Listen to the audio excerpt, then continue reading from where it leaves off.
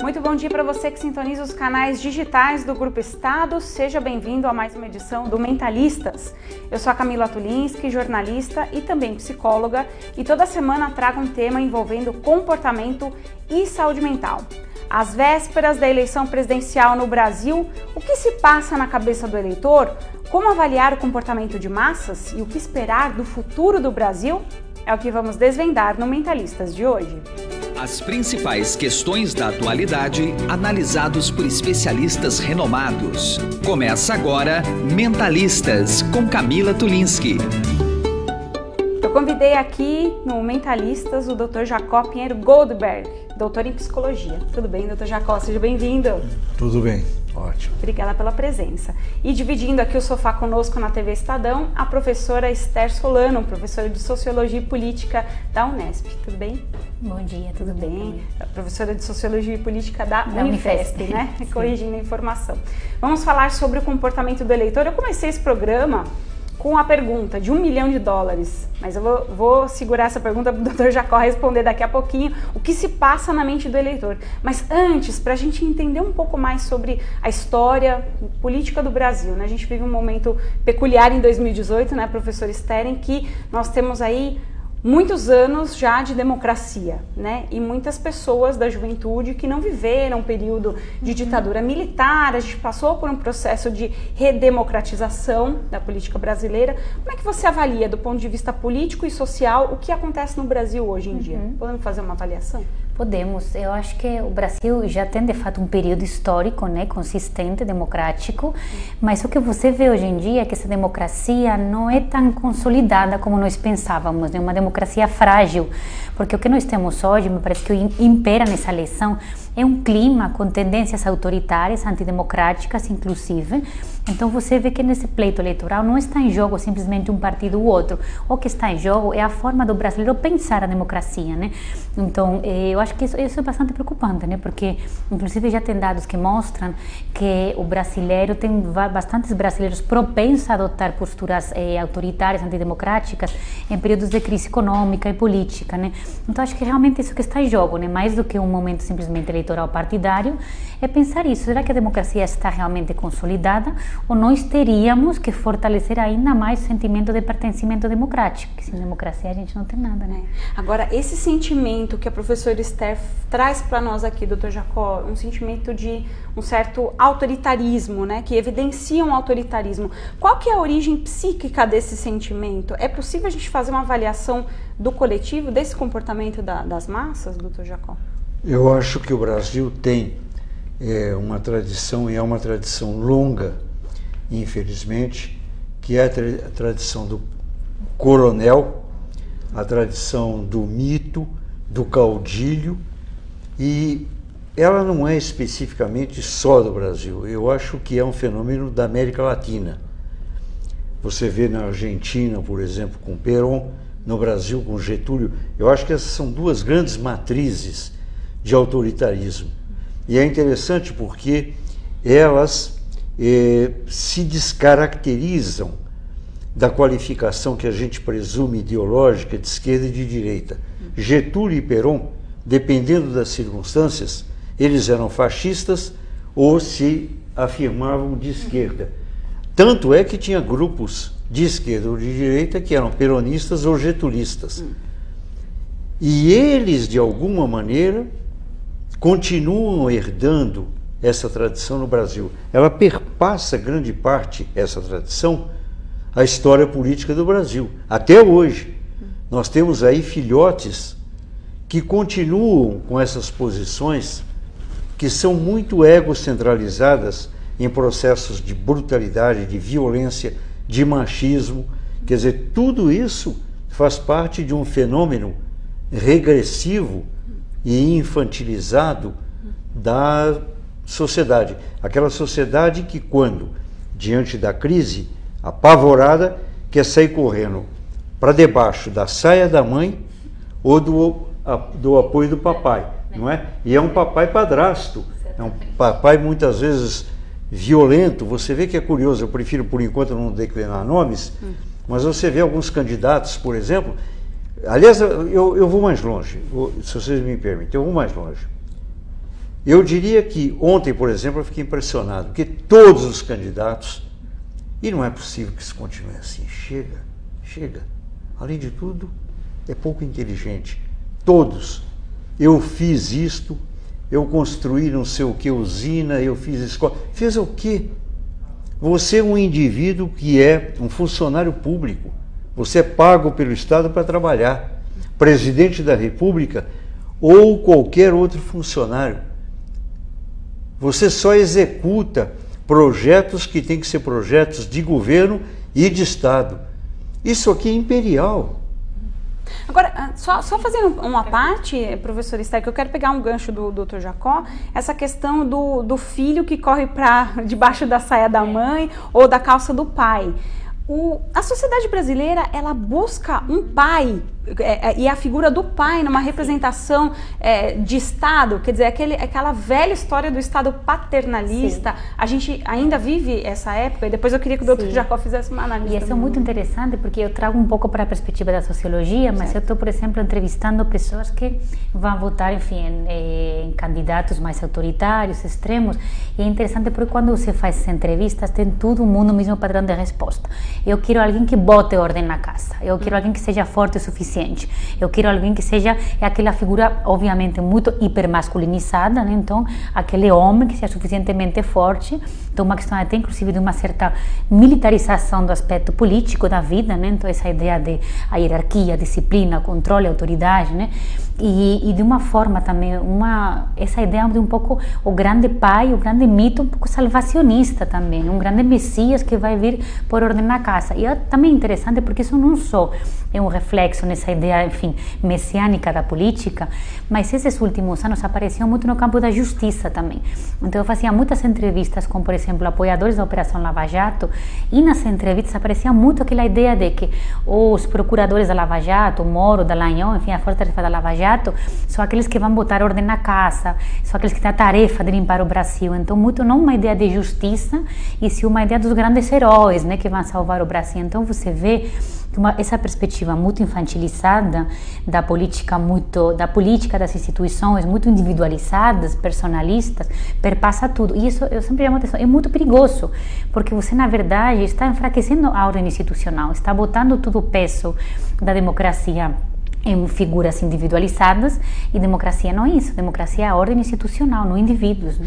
O Dr. Jacó, por outro lado, esse sentimento de busca por um pai, um Estado que garanta a segurança da nação como um todo, ela não é originária de um sentimento de desesperança que veio também de muito histórico de corrupção. O brasileiro não aguenta mais, né, um país corrupto como o nosso atualmente, enfim.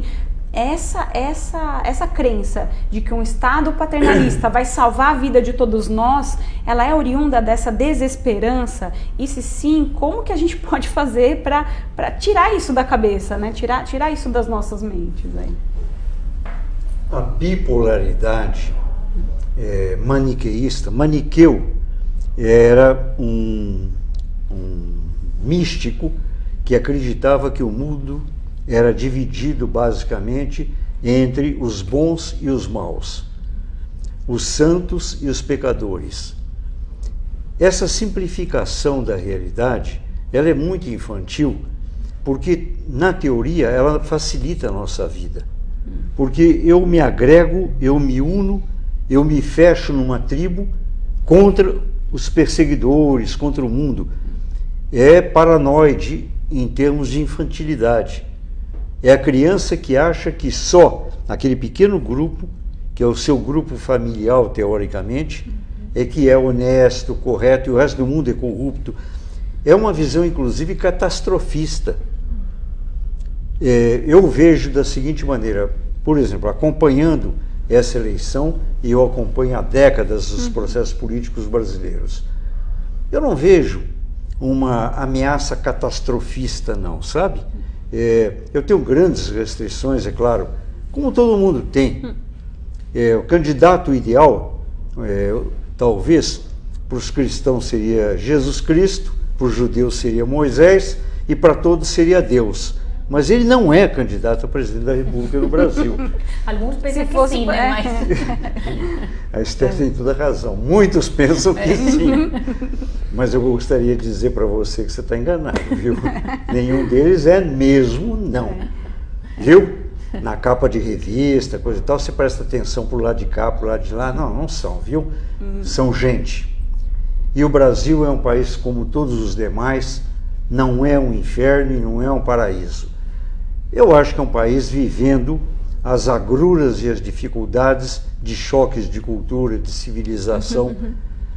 Mas, de qualquer maneira, eu sou otimista. Vendo os candidatos com todas as dificuldades, mesmo assim, como disse a Esther, é uma democracia que está se gestando. Ela precisa ser consolidada. Todo regime tem que ser consolidado. Ela tem ameaças, eu não tenho dúvida nenhuma. Nós temos ameaças. Até os Estados Unidos, que tem uma tradição democrática... Bom, democrática... Bom, podíamos falar horas aqui, eu tenho seríssimas dúvidas se nós perderíamos no ranking de democracia dos Estados Unidos, por exemplo. Mas tem muita gente que acha que Miami é a capital do paraíso. Eu tenho dúvidas quanto a isso. Mas é isso, eu não sou catastrofista, eu acho que nós vamos passar por essa eleição. Quem perder vai chorar, mas vai ter que aceitar. Realmente o país está dividido. E isso é mais ou menos universal. É na Europa, nos Estados Unidos, existem ondas de direita, de esquerda, faz parte dos jogos de pressão e contrapressão.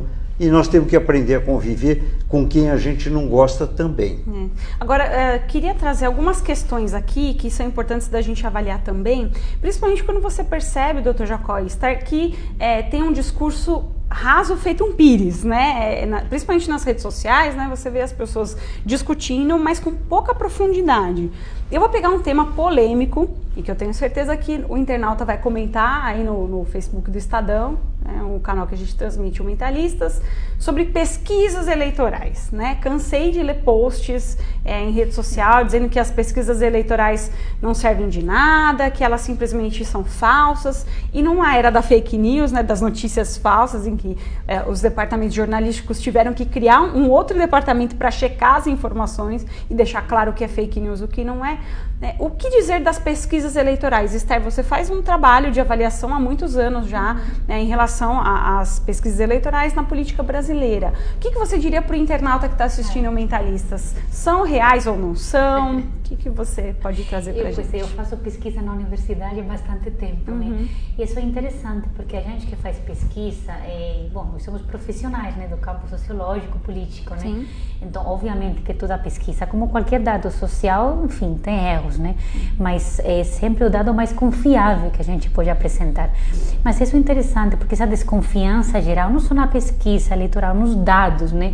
Nos dados apresentados cientificamente, é interessante porque tem muito a ver com uma coisa que aparece muito nessa eleição, que é muito um anti-academicismo também, né? Muito essa ideia de que, como nós estamos vivendo, e eu concordo totalmente com o Dr. Jacob, muito nessa ideia moralista de que eu sou aquele que tem a verdade absoluta e outro é meu inimigo, então tudo que venha da boca de meu inimigo, tudo que venha da boca daquele que eu não reconheço como meu, que não reconheço como pertencendo a esse grupo familiar, né, sociologicamente falando, é literalmente mentira, né? Então a gente vê muito isso na sociologia, denominamos muito de viés cognitivo, que é o seguinte: aquela informação que reproduz, que fortalece a minha visão do mundo, essa eu aceito. Então, se eu penso alguma coisa, a informação que vem para mim, pesquisa eleitoral, pesquisa sociológica, ela realmente convive com a minha visão do mundo, aceito. Mas se essa informação, ela é contraditória com a minha visão do mundo, ameaça a minha visão do mundo, então simplesmente rejeito, não quero saber, né? E isso é muito perigoso, porque esse tipo de mecanismo é antidemocrático, porque a democracia, ela pressupõe a convivência entre os conflitos, né? Se eu simplesmente rejeito uma visão do mundo que é diferente da minha, então estou me transformando numa antidemocrata. E você vê muito isso nas fake news, porque fake news basicamente o que é? Fake news é aquela informação pseudo-jornalística, mentirosa, mas que cumpre justamente essa função de reforçar a minha visão do mundo e aniquilar o outro, porque sempre é muito essa ideia bélica do inimigo. Aniquilando o outro é que eu reforço a minha própria visão política. Então, um processo quase que de enfim, de silenciamento político. Interessante porque muitos eleitores podem pensar, puxa vida, né? Uma pesquisa eleitoral, aí você vai ver a pesquisa como um todo. Ouviu 3.000 eleitores de diversas regiões de São Paulo e região metropolitana, por exemplo. E aí o eleitor pode pensar, poxa, mas isso não é um retrato do Brasil, né? O Brasil é um país gigantesco e tudo mais. Esse tipo de raciocínio faz sentido ou não? Não, assim, faz sentido aquela coisa. E isso é uma coisa que nunca se esconde nas pesquisas, que metodologicamente qualquer pesquisa tem limitações. E muito mais num Brasil hiper complexo e gigantesco, né? Mas, então, isso é uma coisa. Então, você aceitar que toda pesquisa tem limitações metodológicas é uma coisa. Agora, você negar totalmente a importância do dado científico, isso aí é outra coisa. Né? Eu queria saber do Dr. Jacó, se no momento que saem aquelas primeiras pesquisas eleitorais, e aí aqui a gente não vai ficar falando de candidato A ou B, porque a proposta do Mentalistas é entender o comportamento das massas e do eleitor. Então, por exemplo, o candidato A e o candidato B se sobressaem a todos os outros candidatos. É possível afirmar que aquele eleitorado que não está muito convencido do voto vai votar em um dos dois? Isso faz sentido, Dr. Jacó? Não só faz sentido, como eu acho que esse é um dado dos mais perigosos, na minha opinião, de manipulação que pode conduzir o eleitor a essa posição paranoide de se sentir manipulado e usado, e é a sensação hoje de grande parte dos eleitores, principalmente pelos chamados leitores da pesquisa, que frequentemente são leitores instruídos partidariamente. Por exemplo, eu vejo frequentemente um sujeito aparecer na televisão e dizer assim: pelo resultado da pesquisa, fulano de tal deve ser... Deve? Como assim deve? Como assim deve? Isso é manipulação direta. Isso é desonesto. Não é uma leitura científica, isenta e neutra. Ele não está dizendo, nesse momento, como diz a Esther, o dado que aparece é esse. E você interprete, leia da maneira que você quiser. Existe uma dinâmica humana e social muito grande. Tentar imaginar que é congelado esse resultado, projetar esse resultado, é quase tentar antecipar. Nós, inclusive, discutimos isso aqui, eu me lembro, você me convidou, quando foi a eleição do Trump nos Estados Unidos. Os grandes jornais americanos já tinham, inclusive, imprimido manchetes dizendo que a Hillary estava eleita. Eu lembro. Wishful thinking, não confunda o teu desejo com a realidade, que você cai do cavalo. Às vezes não é exatamente assim. Como disse a Esther, a leitura do resultado de uma pesquisa, ela não pode, na minha opinião, avançar na subjetividade do eleitor. Ela trabalha com dados concretos. Mas e a subjetividade? E a emoção? Muitas vezes eleições foram alterados, os resultados de eleições foram alterados no último minuto. Mas aí o eleitor, com essa subjetividade, ele tem a subjetividade poluída, digamos assim, quer dizer, por exemplo, eu não tenho voto ainda, mas eu começo a ser bombardeada com uma série de notícias e pesquisas de Instituto A, B, C e D, e aí eu tô mais vulnerável? É isso que eu queria saber. Está mais vulnerável, sim. Hoje mesmo, quando eu vinha vindo para cá, estava conversando com um moço que me trouxe de automóvel, e ele disse: olha, doutor, o meu candidato, o candidato que eu preferiria é fulano de tal. Certo. Ele disse, é fulano de tal. Mas como ele não vai ganhar segundo as pesquisas, isso é um absurdo.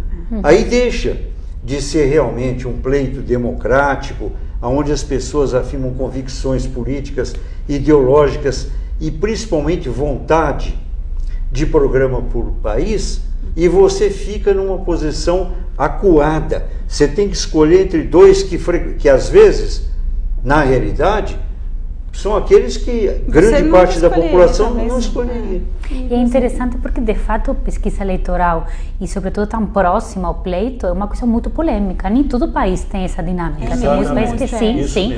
Tem muitos países que proíbem, de fato, a pesquisa eleitoral.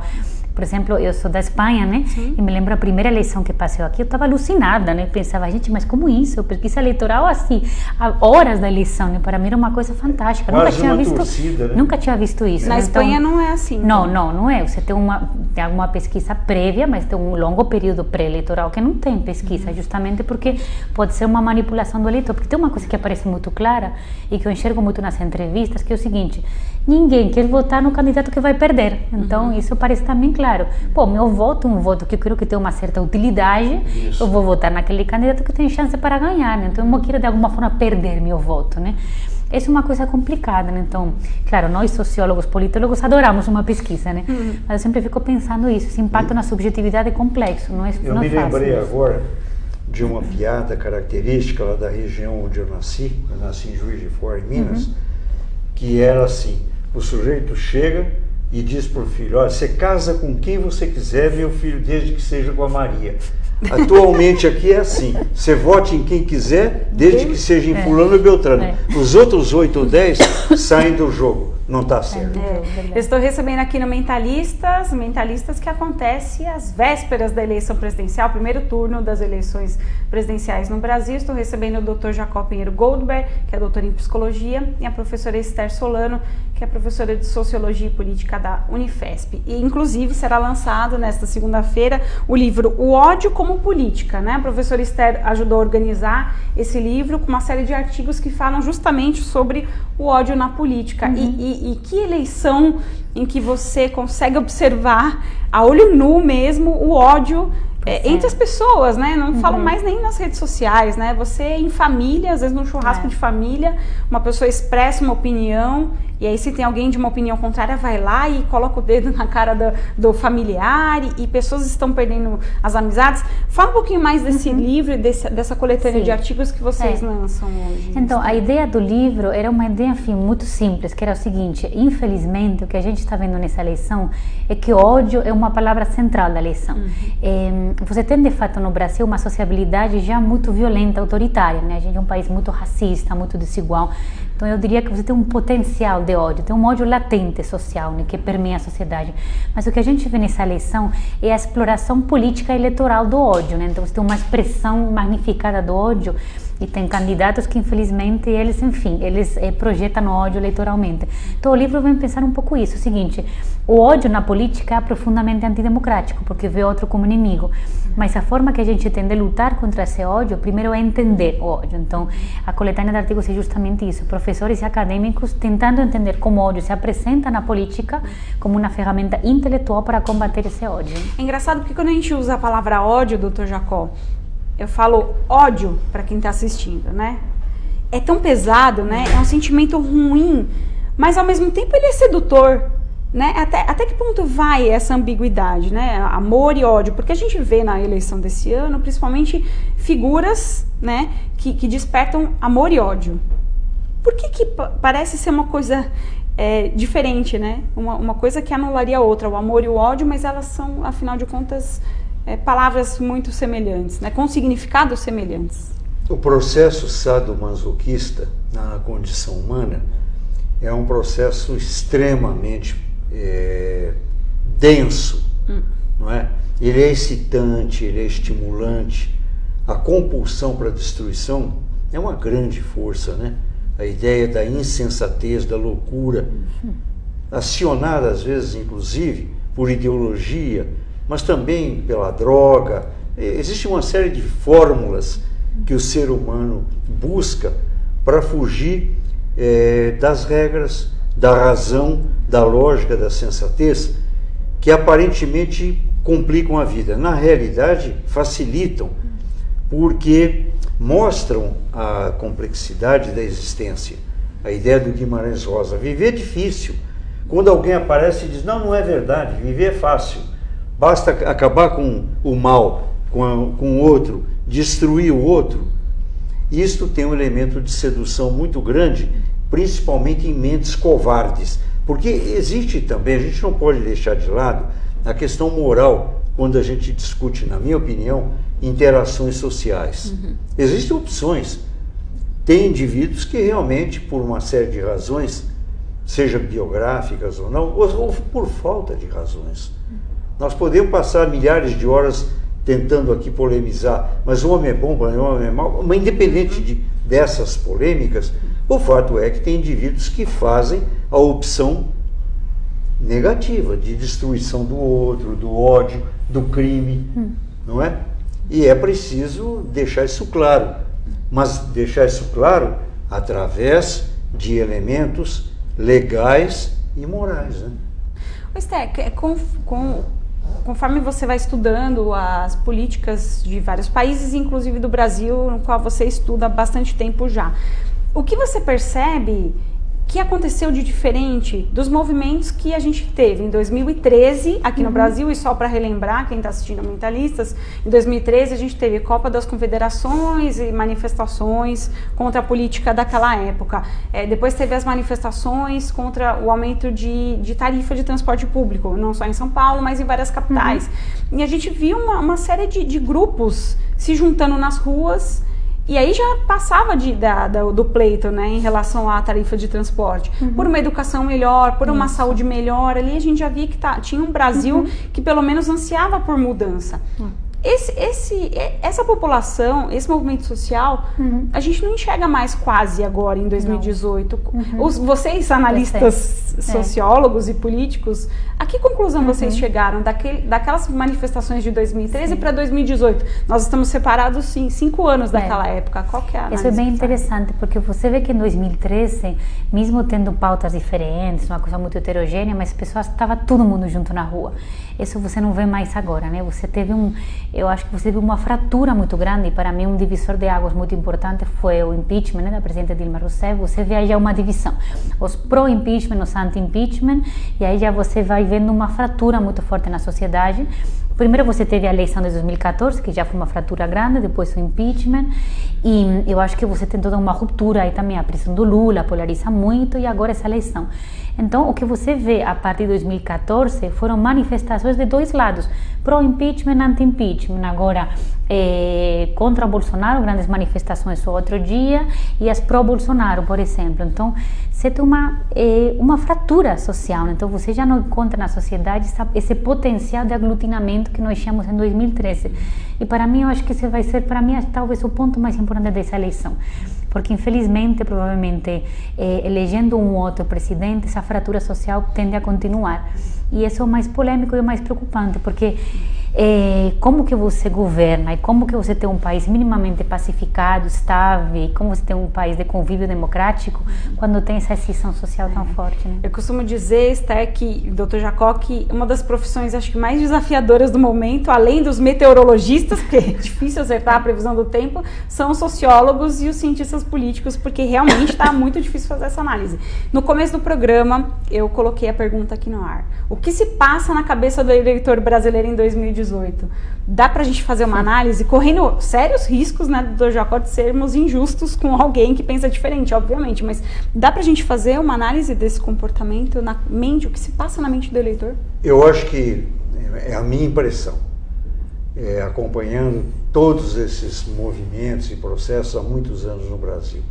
A minha impressão é que a mente do eleitor hoje está dividida da seguinte maneira: de forma simplista, infantil, maniqueísta, como disse a professora Esther, e nesse caminho a projeção é a pior possível, porque seja quem for eleito vai ter que governar o país contra metade da população, o que é impossível. Quer dizer, nós vamos ter então 4 anos de oposição cerrada, quase que uma guerra civil. Isto é o pior cenário. E uma outra metade, na minha opinião, o ser humano é complexo, felizmente ele é complexo, tem a esperança de superar. E eu gostaria de dar o exemplo da Espanha. A professora Esther é de origem espanhola. A Espanha viveu uma guerra civil que dividiu o país praticamente pela metade, com milhares de mortos. Anos depois do governo do fascista Franco, o rei da Espanha e as forças políticas resolveram terminar com esse processo, criando o que foi chamado de concertação. Eu acho que o Brasil deveria fazer a sua concertação agora, antes de uma guerra fratricida que só vai implicar em desespero, sofrimento e dor. O Brasil tem que ganhar essa eleição. É dessa maneira que eu enxergo. E para a gente encerrar, porque infelizmente eu ficaria mais 2 horas com vocês, sem dúvida, aqui no Mentalistas, mas para encerrar, a professora disse que é difícil, mas dá para a gente vislumbrar o que pode acontecer com o Brasil do ponto de vista sociológico e político. Sim. Depois dessa eleição? O que vai sobrar do Brasil? Olha, eu sou uma otimista por natureza, então eu penso que, por um lado, a gente vai ter um momento complicado, quem ganhar a eleição vai ser complicado, mas, por outro lado, me parece que também tem um esgotamento na sociedade dessa fratura tão grande. Então, acho que as pessoas estão cansadas, querem retomar o cotidiano, querem retomar a vida, querem retomar seu dia a dia. Então, acho que também tem, por um lado, se tem essa violência, mas acho que por outro também tem uma tendência a uma certa pacificação social, porque ninguém está aguentando mais, é muito tempo. A gente, isso, na sociologia ou na política, não estamos, claro, não estamos, enfim, fascinados por tudo, mas o brasileiro do cotidiano, do dia a dia, está insuportável. Então, eu acho que a própria tendência social me parece que vai acalmar as coisas, né? Porque senão isso é insuportável. A gente já teve a oportunidade de falar, de analisar o comportamento das massas em várias edições do Mentalistas, então, acho que o recado que fica é para você que está assistindo o programa, para você eleitor, tente ficar com a sua subjetividade, né? Reflita individualmente, tente não se contaminar com esse sentimento de grupo, de massa mesmo, que faz a gente perder a nossa identidade. Então, tente fazer essa reflexão. A gente está a 1 semana das eleições e é importante, não é brincadeira, não é pegando um santinho no chão que você vai definir e melhorar a sua situação, né? Então, fazer um voto consciente, e eu sei que o quanto é difícil isso para todos nós, ainda é o melhor caminho. Infelizmente o nosso tempo está esgotado, mas eu quero retomar, depois que a gente tiver esse cenário definido, convidar vocês dois para voltarem aqui para o meu programa, para a gente falar do depois, né? Porque a gente está tentando antecipar uma situação e falando de um sentimento da nação brasileira que não é tão bom. Vamos ver o que vai acontecer com o país daqui para frente.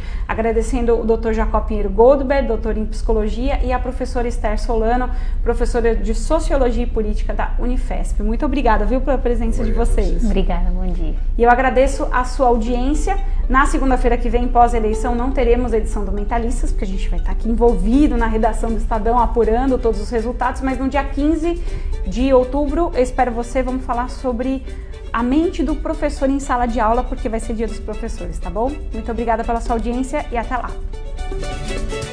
Você acompanhou Mentalistas com Camila Tulinski.